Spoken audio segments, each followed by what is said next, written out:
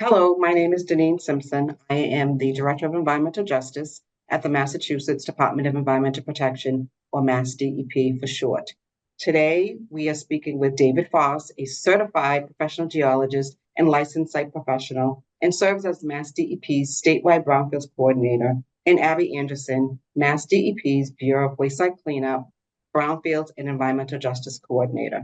Hello, Abby, and hello, David. Hi, Deneen. Nice to see you. David, what is a brownfield and how do I identify a brownfield site? So brownfields properties are sites that are typically commercial or industrial in the past. So it might be an old factory or an old mill building, but really importantly now they're underutilized. And so it might be a vacant lot, it might be an abandoned building. In your neighborhood, you might see an old broken down building with broken windows and things like that. And importantly, it's underutilized and people are not trying to move it forward with redevelopment because there's either environmental contamination in the ground, so chemicals or contaminants that have affected soil or groundwater at the site, or there's the perception, the belief that there might be contamination. And that perception makes people think that it might be really expensive to solve the problem of redeveloping that site. And so the site might sit vacant or underutilized for a period of time. Thank you, David. What should I do if I'm concerned about a brownfield, a possible brownfield in my neighborhood? So one of the key features of brownfields is that they're underutilized or often vacant. And so if you think there's a brownfields in your neighborhood, probably the biggest concern is more about safety and the hazard of an abandoned building. And so often one of our things that is a challenge to deal with is people breaking into a building or breaking windows or causing vandalism, or sometimes it might be referred to as an attractive nuisance where kids might try to go in and maybe stir up a little bit of trouble. And so one of the first things you can do is communicate with your town or your city. And the people who work at the Board of Health is a really great place to start and say, I'm concerned about this site. I think there might be a hazard here and we want to make sure that we're making the property safe for people who live in the neighborhood. But in addition to communicating with maybe your local Board of Health, you can reach out to MassDEP. So the Massachusetts Department of Environmental Protection has staff in all the regions of the state. And we have regional brownfields coordinators who are familiar with many of the properties, will have a good understanding of the history of what testing may have been done at the site, what chemicals might be present, what some of the hazards might be. And if you reach out to us, we can also then coordinate with the city or town to say what's an appropriate next step to make the property safer. Might be putting up fencing or securing doors or windows, things like that. And certainly if you reach out to us at MassDEP, we will communicate with the city to help make sure next steps are kind of being evaluated and we're doing what we can to make the property safer. Thank you, David. What are some ways my neighborhood can benefit when a brownfield is redeveloped?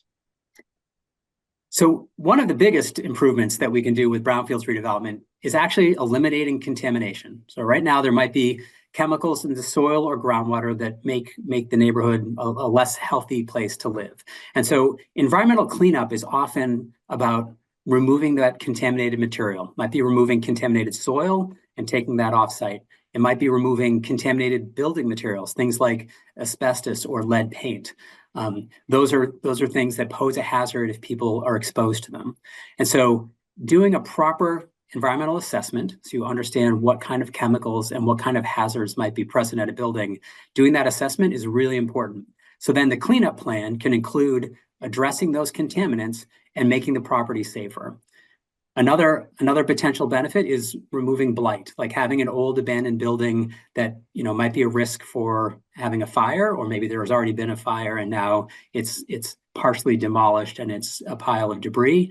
Getting rid of that type of blight and preparing the site for its new use is a huge benefit to a community, especially in inner city locations where there's not a lot of open space.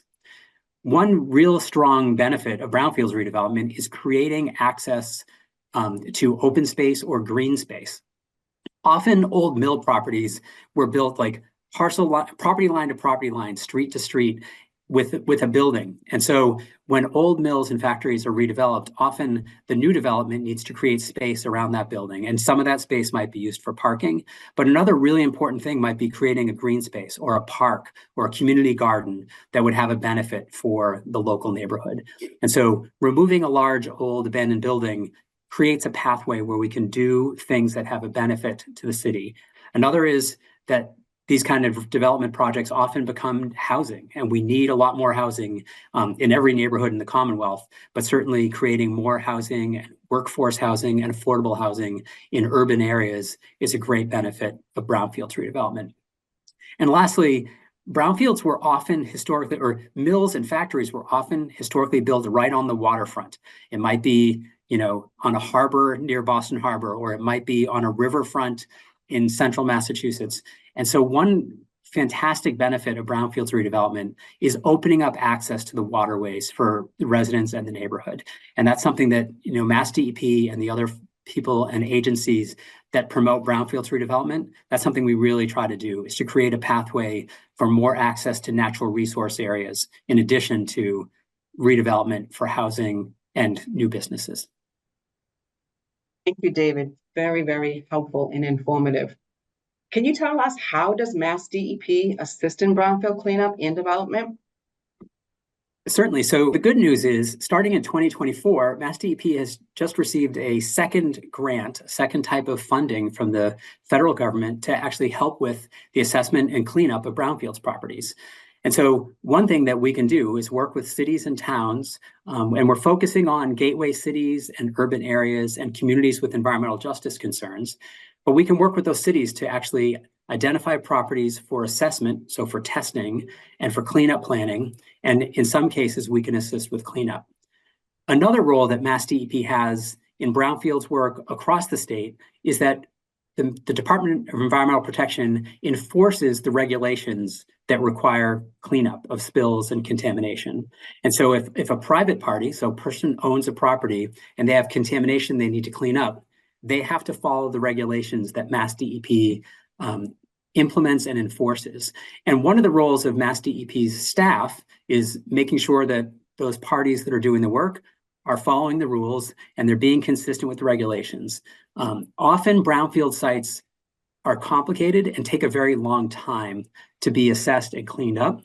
And another thing that the Mass DEP staff can provide is continuity. So we have staff that have been involved with the site often for the whole time that it's been in our regulatory system. Sometimes that's 5 years, sometimes that's 10 years, sometimes it's 40 years. Well, I guess the environmental regulations started in the 1980s, but there's an opportunity for DEP staff to provide technical support and technical information as people do their assessment and cleanup.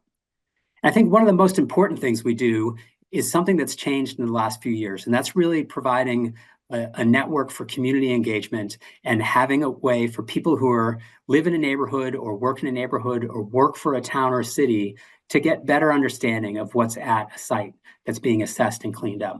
And so in addition to the regional brownfields coordinator, so the people who do my job in all four corners of Massachusetts, we have staff on board now that work directly with people, and they provide support services for environmental justice communities and community outreach. Brownfield sites are often complicated, and having someone who can help you understand how to work through the process, what the next steps might be, what's actually required by the regulations, and help you understand that the party that's doing the work is following the rules and doing things properly, that can be really beneficial to people in our neighborhoods and members of your community.